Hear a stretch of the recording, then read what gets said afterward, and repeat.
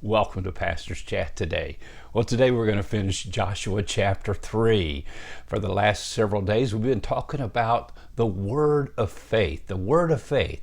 As the people came to the Jordan River to cross it and to begin to conquer their inheritance and do what God had told them to do even 40 years earlier, now they are faced with the obstacle of a flooded Jordan River, and they need God's message. As we said yesterday, we need God's message as we face challenges in America and even around the world like never before. More people on planet Earth than ever. People need Jesus Christ.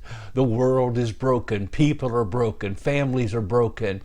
We need the word, the message of faith, the word of faith. And when we get a word from God, we have to make a choice. What are we going to do with it?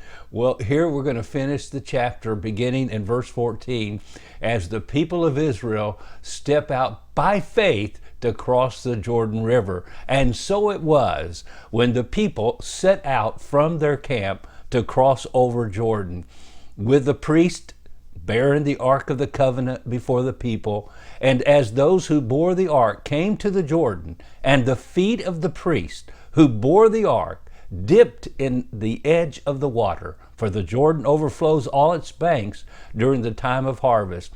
So the waters which came down from upstream stood still and rose in a heap very far away at Adam, the city that is beside Zaretan. So the waters that went down into the sea of the Arabah, the salt sea, failed and were cut off, and the people crossed over opposite Jericho. Then the priest who bore the Ark of the Covenant of the Lord stood firm on dry ground in the midst of the Jordan, and all Israel crossed over on dry ground until all the people had crossed completely over the Jordan. They needed a miracle. We need miracles today, and we can only experience those miracles when we are willing to get our feet wet. Just like Peter, when he saw Jesus walking on the water, he said, "If it's you, Jesus, bid me to come to you." And Jesus said, "Come." Peter stepped out of the boat in the middle of a storm and began to walk on top of the water like Jesus. A miracle. We need miracles.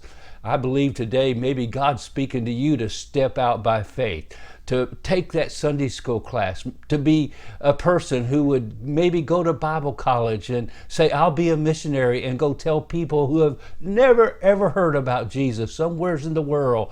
It's way beyond me to even imagine that I could do that. Well, my friends, you can't do it, but God can do it. He can do a miracle to get you there, to get you across that obstacle that's between you and accomplishing God's purpose and plan for your life. It's a step of faith. Are you willing to take that step of faith? Maybe it's becoming maybe a leader in your community, maybe running for the chairman of a board in your HOA, stepping on up maybe to run for a representative in your district, maybe running for Senate in your state. I don't know what it might be, but it's those small steps, just one step into the water, and the water begin to turn back and go up like a heap up near Adam, about 20 miles away.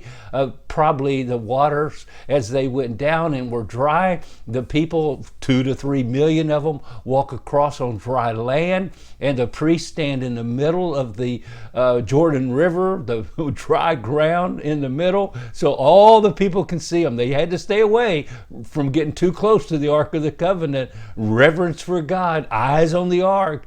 But my friend, as long as they knew the presence of God was going before them, like Moses had prayed for, they knew they were safe and God would take care of them. And so they were safe, and they all crossed over. And my friend, it's no wonder what God can do whenever we really trust Him. So I encourage you today, take that step of faith. Get your feet wet. Take that Sunday school class. Become a deacon in your church. Become a leader in your community, whatever it might be. Step out by faith and speak to that neighbor who needs Jesus Christ, and be willing to tell them of His great and wonderful love. Well, God bless you. Let's cross the Jordan River today and claim our inheritance that we have in Jesus Christ. Have a wonderful, wonderful day.